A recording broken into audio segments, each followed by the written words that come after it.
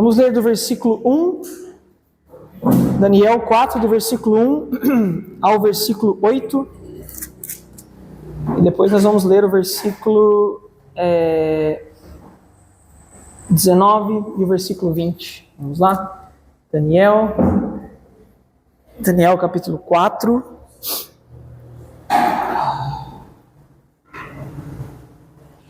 Versículo 1 até o versículo 8 agora. Vamos lá?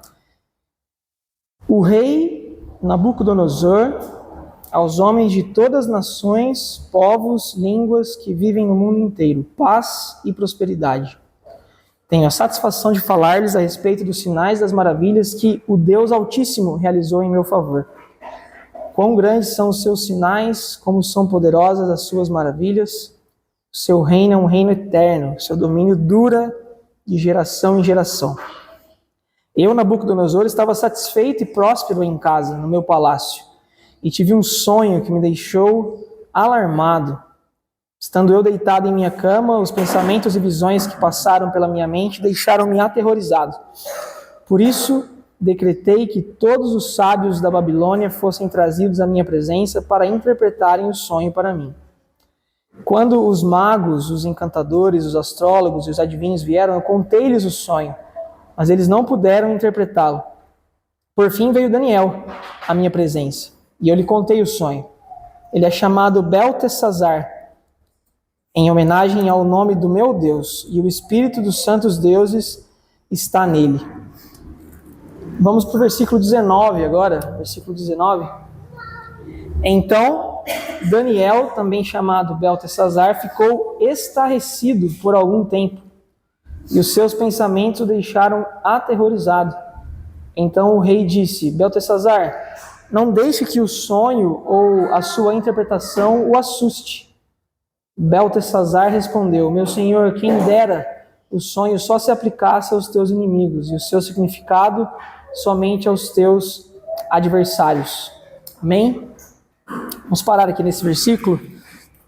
Irmãos, o capítulo 4 de Daniel é um capítulo muito surpreendente, porque, se vocês se lembram bem, Daniel é um livro, ele é um texto que foi escrito ali como uma história de refrigério, era uma história para que as pessoas que estão ali exiladas ou pós-exiladas, né, pudessem ter uma esperança, lembrar que o Senhor é soberano e que Ele está no controle de todas as coisas. E você vai lendo ali várias narrativas de Daniel e também dos amigos deles ali, passando por coisas incríveis ali, acontecimentos fantásticos. E de repente Nabucodonosor invade o livro.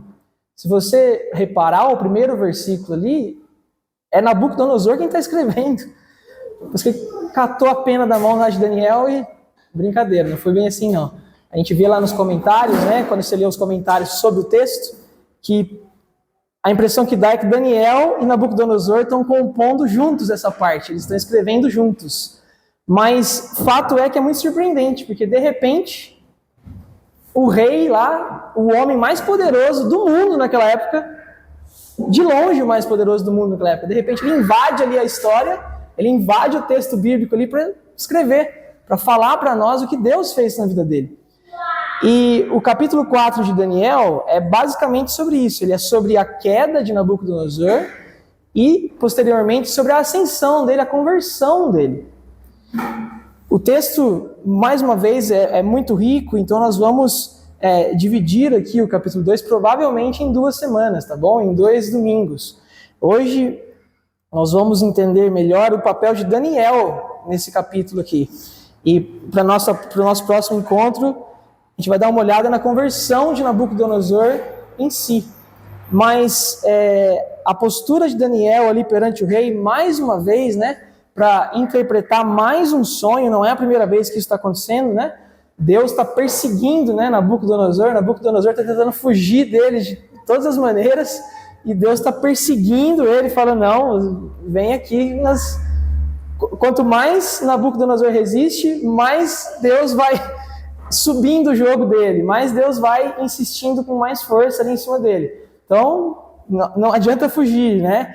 Mas hoje eu quero olhar com os irmãos, pensar com os irmãos, ver aqui que ensinamento que pode ter aqui na postura de Daniel, mais uma vez ali diante do rei, né? Em mais uma situação. E, de certa forma, o que Daniel está fazendo ali mais uma vez diante do rei é trazer a palavra de Deus para o rei. Daniel está ali evangelizando o rei, digamos assim. Vamos pensar sobre isso, então. Quero conversar com vocês nessa manhã sobre evangelizar.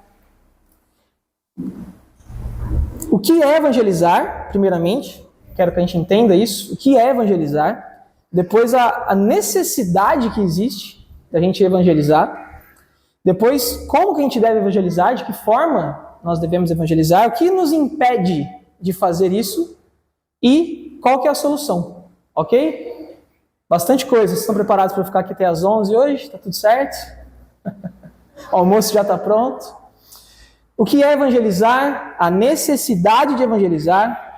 Como nós devemos evangelizar? O que nos impede de evangelizar dessa forma? E qual que é a solução para isso? Vamos lá? Então, primeiramente, o que é evangelizar? É um termo, né? Como muitos que a gente usa às vezes no contexto cristão, no contexto de igreja, né? Mas o que exatamente é isso, né? O que é evangelizar? A gente sabe que isso é uma ordenança, né? De Jesus. Marcos 16 ali, a gente, né? Tem aquele texto famoso de Jesus dizendo que ide, pregai a todos os povos, né? Então, é o texto chave sobre evangelização, a gente sabe que isso é uma ordenança, né? O que é evangelizar? Evangelizar é proclamar o evangelho. Mas em outras palavras, né? Em palavras mais comuns, mais fáceis para nós, evangelizar é conversar com os outros sobre a sua fé e convidar essas pessoas a abraçar a mesma fé que você tem.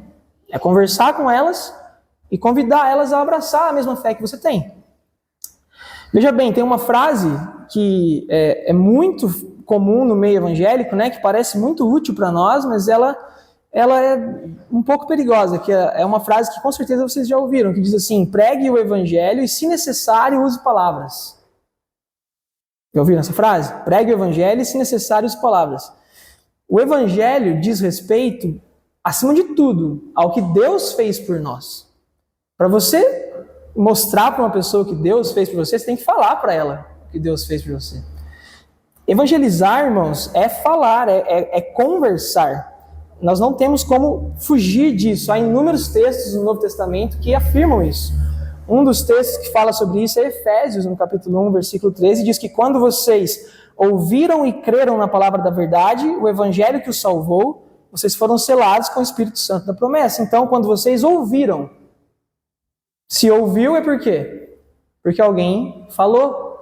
Então, não é quando vocês viram, é quando vocês ouviram. De maneira alguma nós devemos deixar de viver uma vida de ética, de caráter cristão, mas evangelizar é falar, é conversar. Porque a fé vem pelo ouvir. Nós temos que falar, certo? Nós temos que anunciar. Isso é o evangelho, é anunciar as boas novas. Evangelizar, desculpa, isso é evangelizar. É anunciar as boas novas, é falar. Você tem que falar, você tem que verbalizar, que as pessoas ouvindo, a semente vai estar sendo plantada. Evangelizar é necessário. Evangelizar não é uma opção. Evangelizar é necessário. O que a gente quer dizer com isso? Não tem como uma pessoa dizer que ela é cristã, não tem como uma pessoa dizer que ela crê na salvação e não anunciar isso para outra pessoa. Imagina que em algum lugar do mundo, certo? Imagina que em algum lugar do mundo um grupo lá de médicos encontrou a cura para o lúpus. Lúpus é uma doença autoimune, não tem cura. Essa doença não tem cura. Imagina que um grupo de médicos lá, de cientistas, achou a cura para essa doença. Aí imagina agora que esses médicos decidiram que eles não vão divulgar isso para ninguém. Eles vão deixar ele só para eles mesmo. Talvez um ou outro parente só que eles conhecem que tem lúpus, tal, eles vão divulgar isso. Qual seria a sua reação diante desses médicos? Você provavelmente ficaria indignado com eles, não ficaria? Como assim você descobriu uma cura de uma doença que não tem cura? E você vai guardar isso para você? Você não vai espalhar isso para todo lado? É a mesma coisa, nós sabemos que o evangelho é a cura para a condição do ser humano, para a condição caída do ser humano. A gente sabe que o evangelho é a cura para a nossa mente, para o nosso corpo, para a nossa alma, para a própria natureza, né? O evangelho é a cura. Como é que a gente pode não anunciar o evangelho? Anunciar o evangelho, falar do evangelho, conversar sobre o evangelho é algo necessário. Se você não está evangelizando, é como se você estivesse guardando essa cura para você, como se você estivesse guardando isso em segredo para você. Isso tem que causar uma indignação para você, tanto quanto no exemplo dos médicos. Não pode. Se você conhece, você tem que espalhar, você tem que falar, você tem que verbalizar isso para as outras pessoas. Evangelizar é algo que a gente faz na nossa vida diariamente. Não é um evento que a igreja planeja e aí você vai colocar uma camiseta lá da igreja, você vai sair com um boné e um folheto para a rua e você vai evangelizar. Não é isso. Evangelizar é conversar sobre o evangelho com as pessoas e convidá-las a abraçá-la diariamente, cotidianamente. Você vê aqui em próprio Daniel, no capítulo 4, que é o nosso texto básico, que Daniel está no trabalho dele, de certa forma, ali. Ele está ali trabalhando, ele é o chefe dos magos, lá o rei chamou ele e ele está trabalhando. Então não foi nenhum evento especial, certo? Evangelizar, gente, não é a marca de um cristão maduro. Evangelizar é a marca de um cristão. Qualquer cristão tem que evangelizar. Tá certo, então conseguimos passar rápido pelas duas primeiras partes, o que é evangelizar e a necessidade disso. Agora, como nós devemos evangelizar? De que forma nós devemos evangelizar? Vamos dar uma olhada nisso, veja bem. Mark Dever, que é o pastor da Igreja Batista que chama Capitol Hill, fica lá em Washington, ele fala que a evangelização ela tem que ser mobilizadora. O que ele quer dizer com esse termo, mobilizadora? Para explicar o que ele quer dizer com isso, ele conta uma história lá no livro que chama Comunidade Cativante. Ele conta a história sobre um amigo dele que chama Brady. Vamos aportuguesar o nome dele, fica mais fácil, certo? Esse amigo dele, ele estava caminhando lá pela estação de trem um dia e ele estava intencionalmente procurando alguém para passar o evangelho, para conversar sobre o evangelho. E ele encontrou uma outra pessoa lá que se chamava Walter. Então é o Brad e o Walter. Vamos portuguesar os nomes para ficar mais fácil. Então, ele passou ali pelo Walter, que ele já era essa pessoa, um ex-viciado em drogas. O esporte já havia ajudado muito ele ali a se recuperar na vida dele, e ele estava ali num processo de recuperação através disso, e ele estava na estação de trem, o amigo do Mark lá, o Brady, passou na frente dele com a Bíblia e tal. Ele sentiu uma vontade de falar com aquela pessoa, mas passou reto e resolveu voltar. Ele resolveu voltar e ele parou 2 minutos ali para conversar com o Walter lá. O Walter, depois de um tempo, foi contar que quando ele passou com a Bíblia, ele ficou pensando assim, pô, esse cara aí podia às vezes me contar alguma coisa, me dizer alguma coisa aí sobre que eu tenho algumas dúvidas. E naquele momento ali, pessoal, que os dois tiveram de 2 minutos, eles conversaram um pouco sobre o evangelho. O Brady passou lá para o Walter o que era o evangelho. 2 minutos, 3 minutos. Deixou o Walter lá com muito mais dúvida do que resposta, mas ele apresentou o evangelho para ele. Nos encontros seguintes, que eles voltaram a se encontrar, o que o Brady fez? Ele começou a ler o evangelho de Marcos junto com o Walter, a estudar com ele ali o evangelho de Marcos. E mais do que isso, ele começou a apresentar outros amigos que ele tinha na igreja para essa pessoa. Eventualmente, essa pessoa que foi evangelizada, o Walter, ele foi à igreja, foi a um culto de Páscoa. No culto de Páscoa, ele disse que ele ouviu uma canção lá que se chamava Jesus Está Vivo. Ele jamais vai esquecer aquele dia que ele ouviu aquela música que falava Jesus Está Vivo. E ele conta que depois de ouvir aquela canção, teve um dia que ele estava lá fazendo a corrida dele, ele, de repente, veio à mente dele essa música de novo, ele falou, cara, Jesus está vivo mesmo, que coisa... Como? Ele ressuscitou. Ele disse que ele se ajoelhou, parou a corrida dele e entregou a vida dele para Jesus ali. Então, veja bem, o que levou essa pessoa a se converter? O que levou o Walter ao Senhor? Quem que ganha o prêmio por essa conversão aqui? Quem que vai ganhar a medalha de conversão? Em última análise, é óbvio que foi o próprio Deus, correto? É o próprio Senhor quem nos atrai, não é isso? E nós chegamos até Ele, com certeza. Mas quem foi usado ali? Quem foi usado por Deus, certo? Ninguém pode vir a mim se o Pai que me enviou não o trouxer. Perfeito. Mas quem foi usado por Deus ali? Foi o Brady lá que parou e evangelizou ele por 2 minutos na estação? Foi a pessoa que cantou a canção lá no culto de Páscoa, que ficou na mente dele? Foi o próprio Mark aqui que fez uma pregação lá no dia de Páscoa e explicou sobre a ressurreição de Jesus? Quem foi o responsável pela conversão dessa pessoa aqui? Todo mundo. Todas essas pessoas foram usadas por Deus. A resposta é sim para todo mundo. Todos eles foram usados aqui. Então, o que ele quer dizer com a evangelização mobilizadora? Você precisa de mais de uma pessoa para levar alguém até Cristo.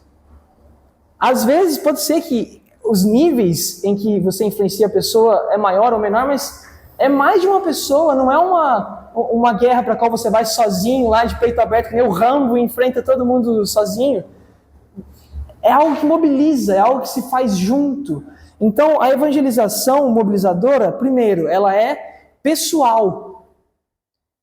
Não é...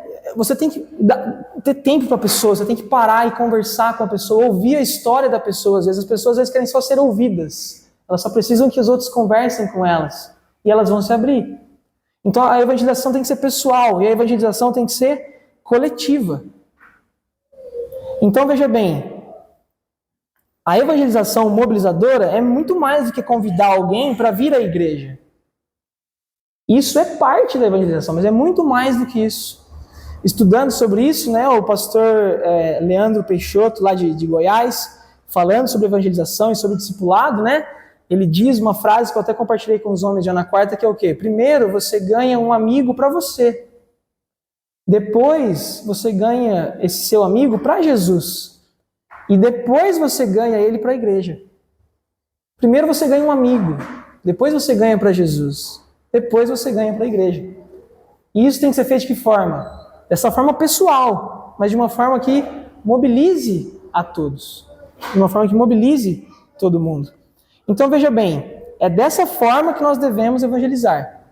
Nós já conseguimos aqui em 15 minutos, 17 minutos, olhar o que é evangelizar, a necessidade que é evangelizar, se você se considera um cristão, e como você deve fazer isso? De maneira pessoal e que mobilize mais pessoas. Apresente seus amigos para outros cristãos. Eu li ontem que os cristãos têm que ser especialistas em dar festas. Eu estou longe de estar bom nisso ainda, sabe? Fala que os cristãos têm que estar com suas casas abertas para convidar as pessoas e ali com outros cristãos entenderem o que é isso, sabe? Entenderem o que é uma comunidade realmente cativante, que é cristocêntrica, que vive para Jesus. O que nos impede, então? Agora que nós já entendemos o que é evangelizar, a necessidade, como nós temos que fazer, o que nos impede de evangelizar? O nosso coração está realmente assim comovido, está sensibilizado mesmo por pessoas que não conhecem a Deus? Ou será que a gente tem uma tendência às vezes a se calar a respeito de Jesus? O que isso diz a respeito de nós? O que nos impede muitas vezes de falar? O que nos impede às vezes de usar algumas desculpas? Quando você estuda o texto de Daniel aqui no capítulo 4, ele diz muito sobre isso, ele diz muito sobre evangelizar.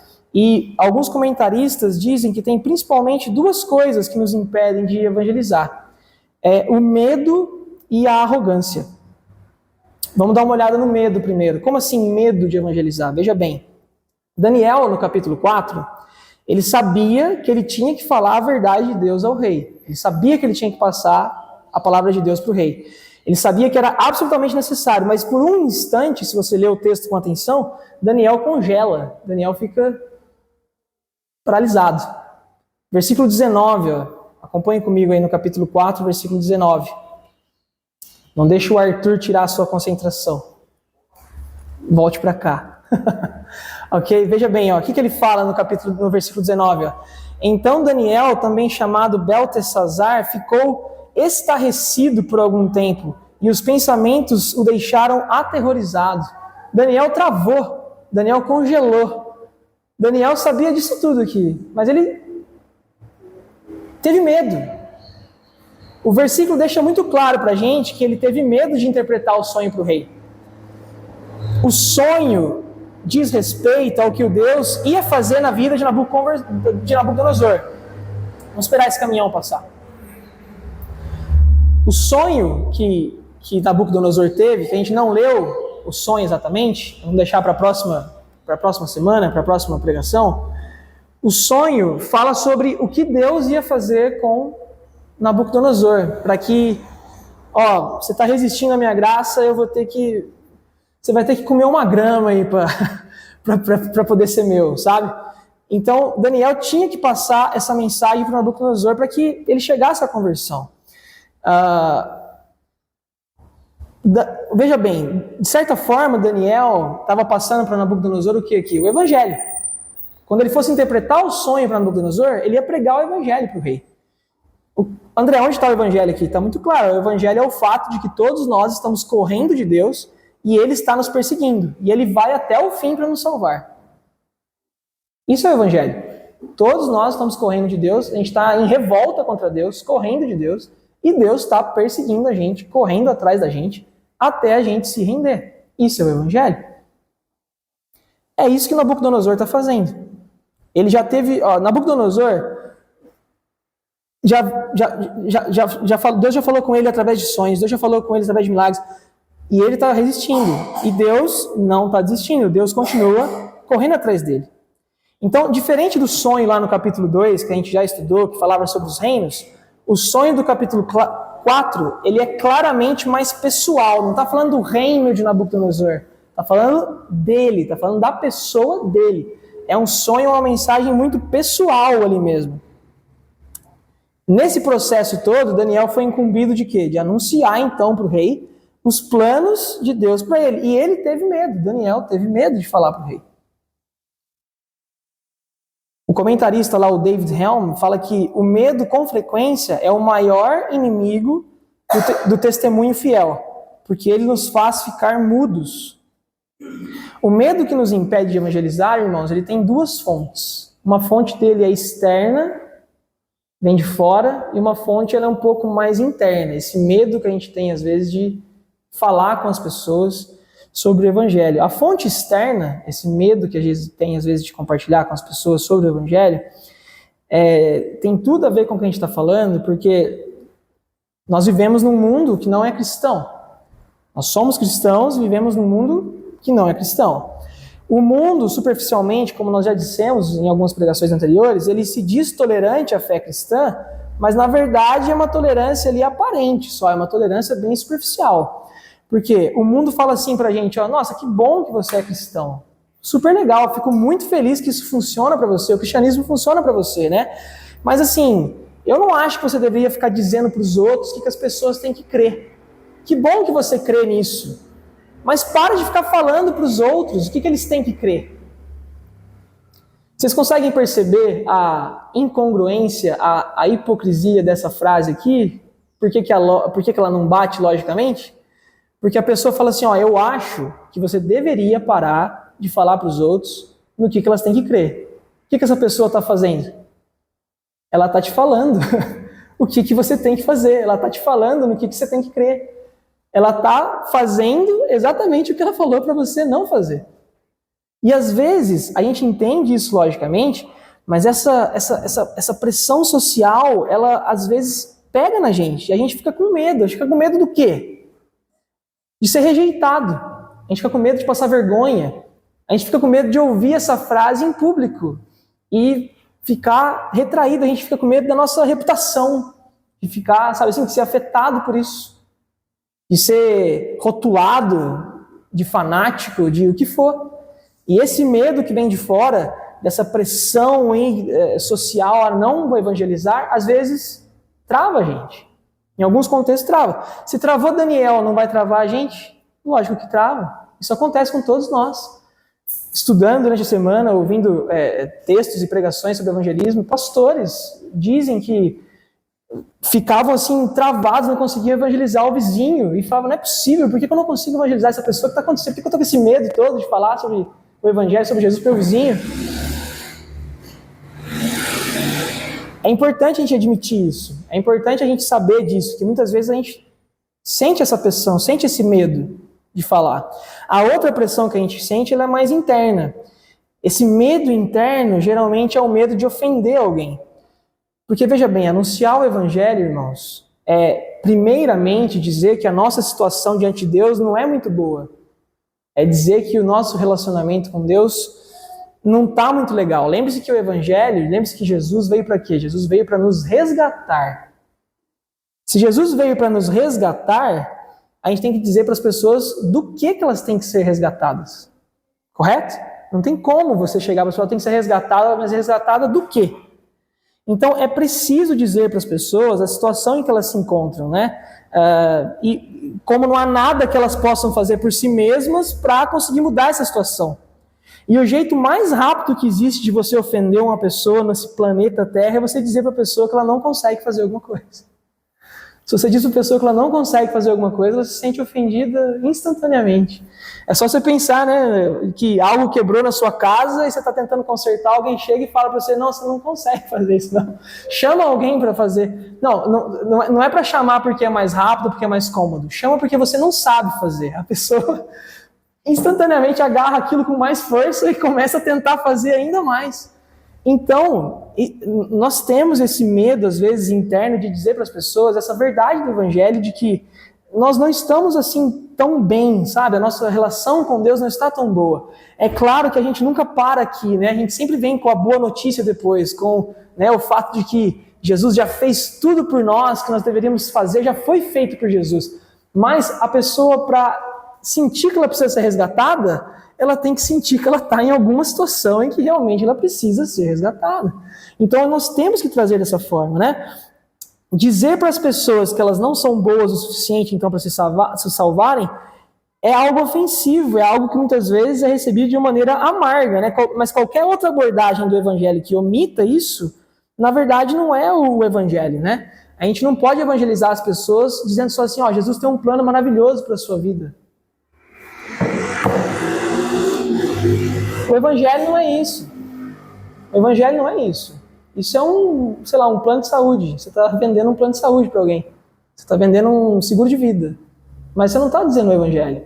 Então, com mansidão, com amor, com um contexto pessoal, você tem que dizer para a pessoa a situação real dela. Mas fazer isso muitas vezes, a gente trava com medo de ofender a pessoa. Mas o evangelho é isso. Às vezes ele é amargo, às vezes ele é ofensivo mesmo. Ele humilha a gente.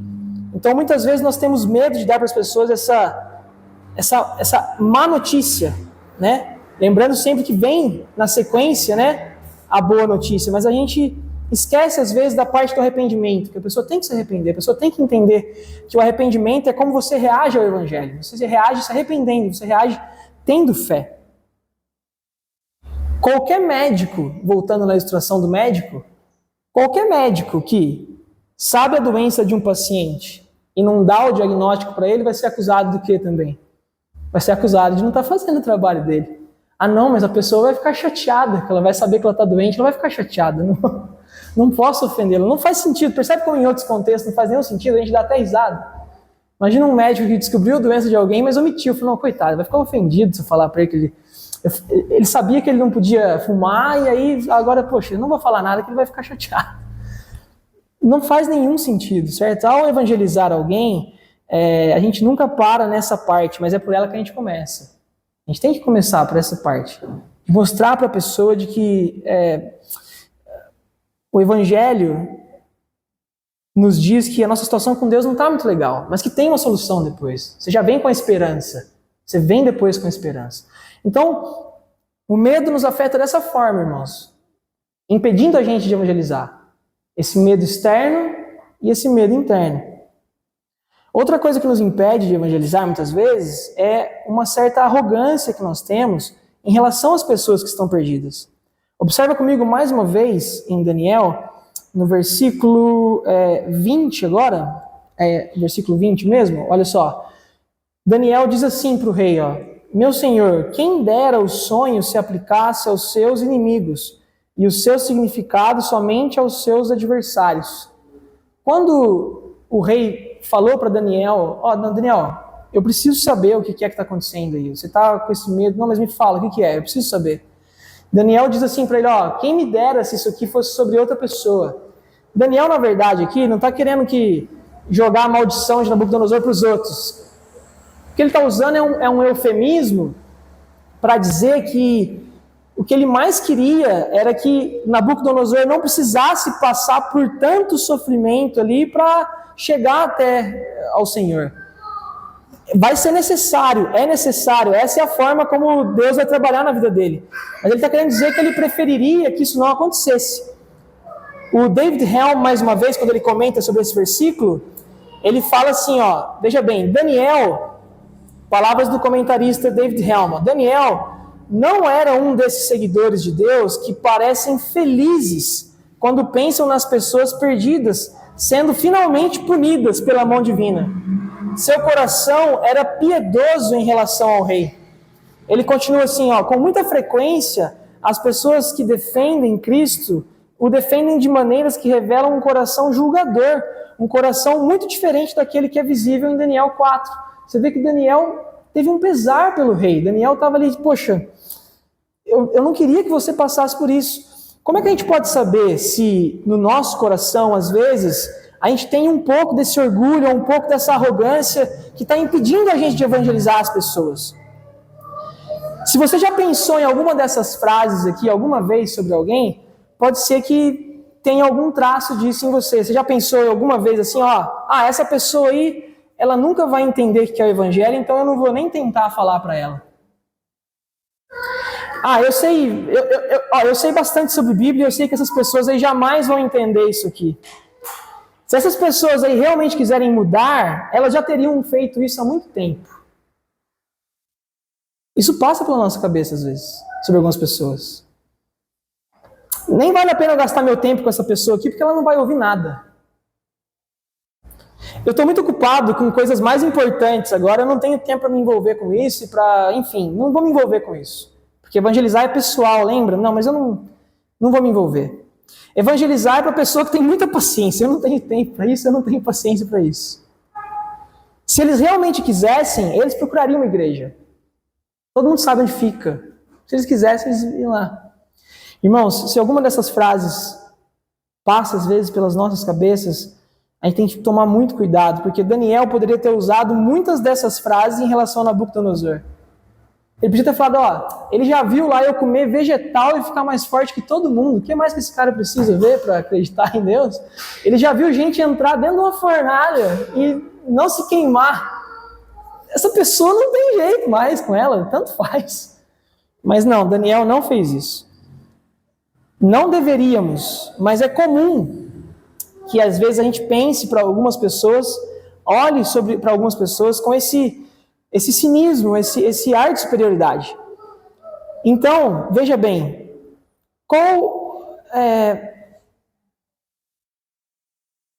é isso que nos impede muitas vezes de evangelizar. É esse medo e às vezes essa certa arrogância que a gente tem de olhar para as outras pessoas que são pecadoras com esse ar de superioridade.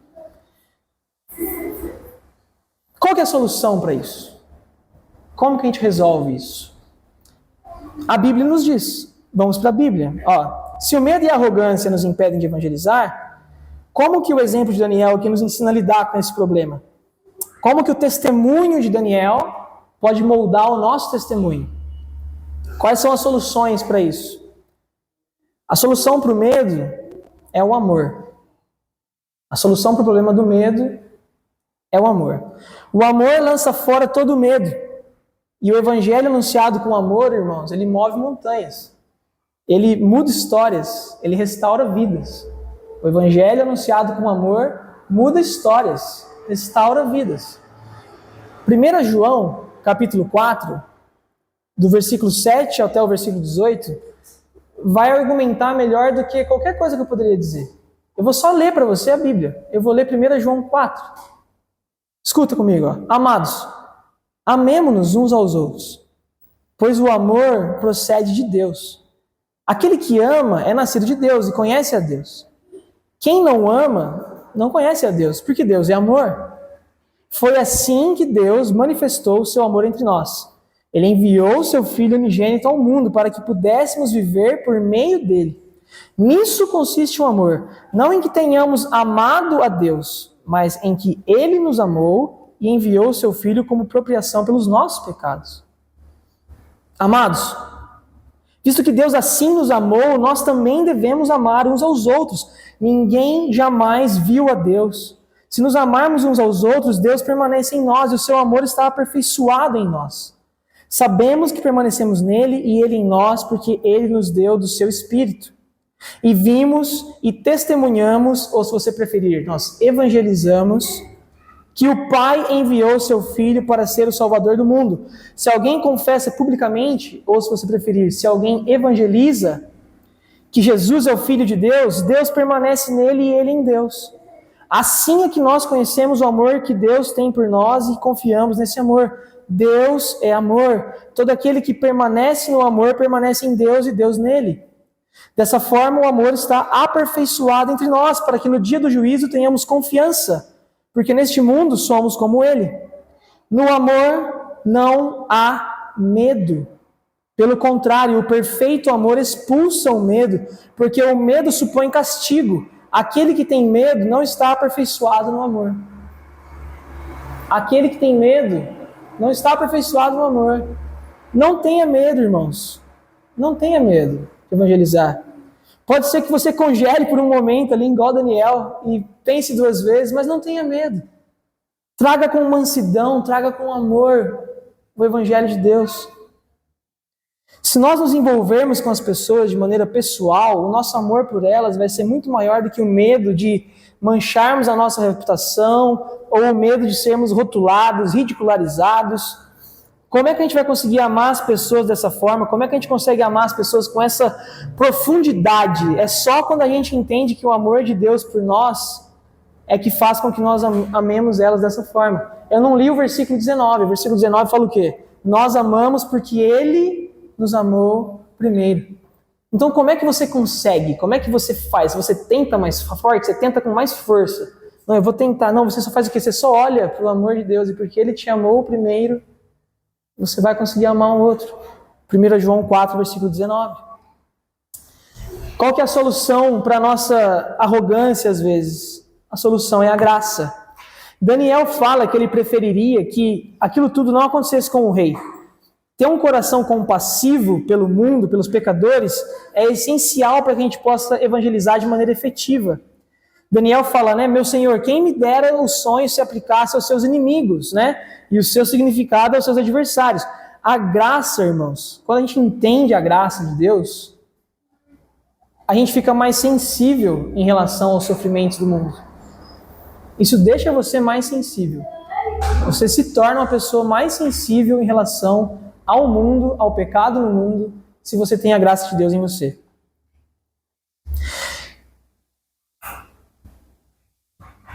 Como que a graça faz isso com a gente? Vamos para a Bíblia mais uma vez, de uma maneira muito simples. A Bíblia nos diz que todos precisamos da graça de Deus, na mesma medida. Todos precisam na mesma medida. Ninguém precisa mais ou menos. Todos precisam na mesma medida. Romanos 3,23 fala o quê? Todos pecaram e carecem da glória de Deus. O que isso quer dizer? Que todos pecaram e carecem da glória de Deus? Quer dizer que todos nós, a gente tem um longo registro, enorme e muito triste, de o quanto a gente é pecador e do quanto a gente é incapaz de viver a vida que Deus preparou para nós. É isso que esse versículo quer dizer, que todos pecaram e todos carecem da glória de Deus. A nossa lista de pecados é gigantesca. E uma vez que a gente entende isso diante de Deus, que a gente precisa da graça dele, a gente entende que a gente precisa tanto quanto qualquer outra pessoa. Tanto quanto qualquer outra pessoa. No momento que Daniel estava ali diante de Nabucodonosor e ele congelou, ele poderia, mais uma vez, ter pensado em tudo que já aconteceu, tudo que Nabucodonosor já passou, e vir alguma daquelas frases na cabeça dele assim, ô rei, é o seguinte, não tem mais jeito não, fica aí você com o seu sonho e boa sorte. Não, Daniel falou, rei, meu coração está pesado por você. Eu não queria que você precisasse passar por isso. A atitude de Daniel, irmãos, em relação ao rei, ela revela uma humildade. Ela revela o quê? Ela revela o coração de alguém que entendeu o que é a graça. Daniel, no versículo 27 do capítulo 4, ele dá um conselho para o rei. Ele fala assim, rei, renuncia aos teus pecados e à tua maldade, pratica a justiça, tenha compaixão dos necessitados, talvez então você continue a viver em paz. Essa atitude de compaixão, de graça de Daniel em relação ao rei, ela aponta para Jesus. Não é um espírito ali de Daniel que se prepara, não, é porque ele entendeu sobre Jesus. Daniel, irmãos, aponta para Jesus. Quando a gente lê a Bíblia, a gente sempre percebe que a Bíblia toda aponta para Jesus. Pode pegar, não tem problema. Não, tá tranquilo. Aqui. Tá tudo certo, gente. Vamos lá. Ó. Para terminar, inclusive, nós já estamos terminando. Veja bem. Nós temos que ler a Bíblia sempre percebendo que a Bíblia é sobre Jesus. A Bíblia toda é sobre Jesus. E Daniel aponta para Jesus. Jesus é o Daniel supremo. Jesus é o Daniel melhorado, aperfeiçoado. É o Daniel 2.0. Esse espírito aqui que está em Daniel não é só o espírito dele ali. É o próprio espírito de Deus. Daniel é considerado quase a personificação da sabedoria. E no Novo Testamento a gente vê Paulo falando, né, que Jesus é a sabedoria. Daniel aponta para Jesus. Esse coração divino, esse espírito meio messiânico de Daniel aponta para Jesus. João 3,17 diz o seguinte, ó, Deus enviou o seu Filho ao mundo não para que condenasse o mundo, mas para que o mundo fosse salvo por ele. Se nem Deus quer condenar o mundo, por que a gente vai fazer isso primeiro, então? Por que a gente já condena a pessoa? Jesus não teve essa arrogância diante da mulher adúltera, não teve essa arrogância diante do Mateus, que era completamente corrupto. Ele não olhou com arrogância nem para Nicodemos, que era poderoso, e nem para a mulher samaritana, que era uma excluída socialmente. Ele olhou com graça para todo mundo. Um sinal claro, irmãos, de que a graça de Deus habita em nós. Se você tem dúvida, você quer saber assim, ó, será que a graça de Deus habita em mim? Você já acordou de manhã cedo pensando, será que a graça de Deus habita em mim? Se você tem alguma dúvida sobre, será que a graça de Deus habita em você? Esse é um sinal muito claro. Quando você olha para pecadores e, ao invés de olhar para eles com cinismo ou com um senso de superioridade, você olha para eles com um olhar de graça. Jesus crucificado é o nosso maior exemplo, é o amor supremo, que lá no jardim do Getsemane, assim como Daniel, teve um breve momento ali de terror, de medo pelo que estava por vir, mas lançou fora todo o medo. E qual que é o maior exemplo de humildade que existe, senão o oposto da arrogância, senão o próprio Deus se despide de toda a sua glória, se fazer homem, pobre, viver uma vida perfeita, morrer uma morte perfeita, para que nós pudéssemos, através do seu sangue, restaurarmos o nosso relacionamento com Deus. Tem algum exemplo maior de humildade? Tem algum exemplo maior de graça? Se Jesus olhou dessa forma e fez o que fez, da forma que fez, como é que nós, como pessoas que estamos buscando viver uma vida cristã no mundo não cristão, podemos ficar com medo ou com arrogância em relação àqueles que precisam ouvir o Evangelho? Isso não pode ficar nos nossos corações. A solução para isso é o amor. A solução para isso é a graça. O amor e a graça. O amor que lança fora todo medo e a graça que entende que todos nós precisamos. Não há ninguém tão bom que não precise e não há ninguém tão ruim que não mereça. Não há ninguém tão bom que não precise da graça de Deus. E não tem ninguém tão ruim que não mereça a graça de Deus.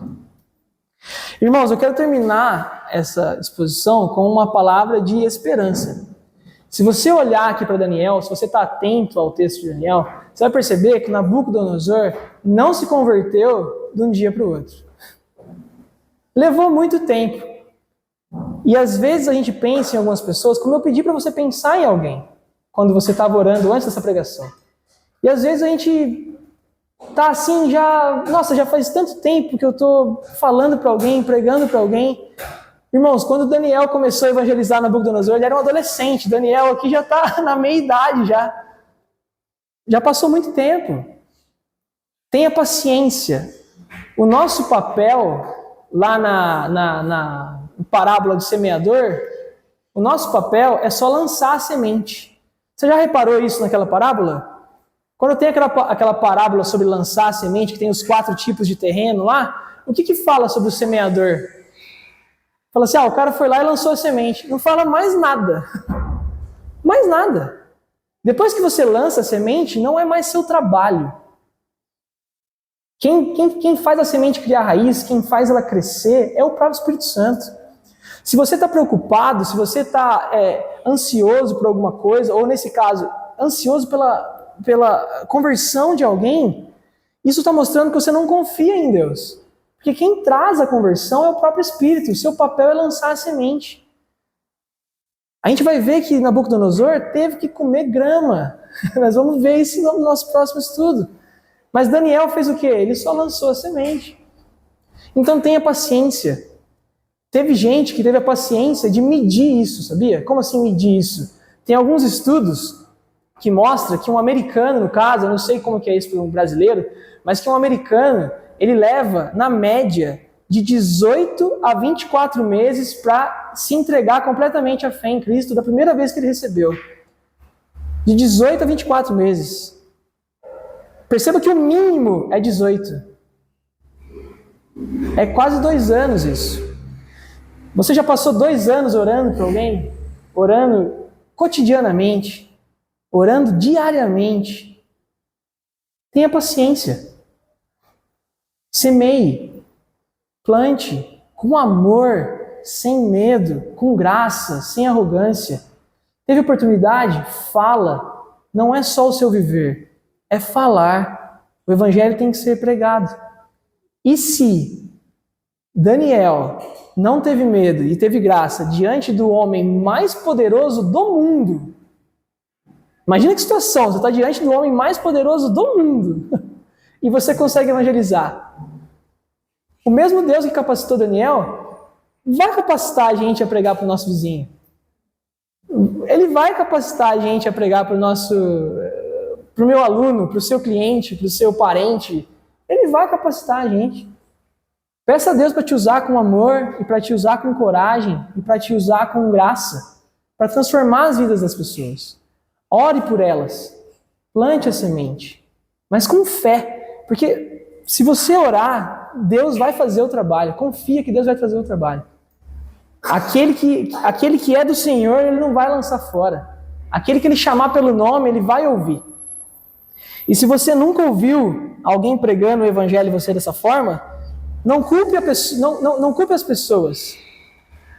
Muitas vezes as pessoas pregam o evangelho de maneira errada, mas não é por isso que o evangelho então foi incapacitado ou foi anulado. Se alguém vai tocar uma sinfonia de Beethoven e toca tudo errado, você põe a culpa em Beethoven? Você põe a culpa em quem tocou. Por isso, não fique olhando em homens, não fique olhando nos exemplos, olhe para Jesus, olhe para o sacrifício dele na cruz e pregue dessa forma, assim, não olhe para mim não, olhe para Jesus. Aqui, eu não vou à igreja, eu não me torno cristão porque os cristãos são hipócritas. Sempre cabe mais um. Fique tranquilo que sempre cabe mais um na igreja. É a graça de Deus, é o amor de Deus que nos constrange. Mas tenha esperança, tenha paciência que o Senhor vai agir. Ore com fé. Amém? Vamos orar, irmãos? Meu Deus e meu Pai, nós te pedimos, ó Deus, que nos dê, Senhor, amor e nos dê graça, ó Deus, para diante das oportunidades que tivermos no nosso dia a dia, Pai, não em eventos especiais, mas no nosso dia a dia, no nosso cotidiano, ó Deus, que nós possamos ser intencionais nos nossos relacionamentos, a gente procure com intenção falar do seu amor, ó Deus, levar o seu evangelho. O evangelho de amor, de graça, de restauração, Pai, que pode mudar vidas, ó Deus, e trazer salvação a pecadores, Pai. Nos usa, Senhor, nos dá esperança, nos dá paciência, Pai. É a nossa oração em nome de Jesus. Amém.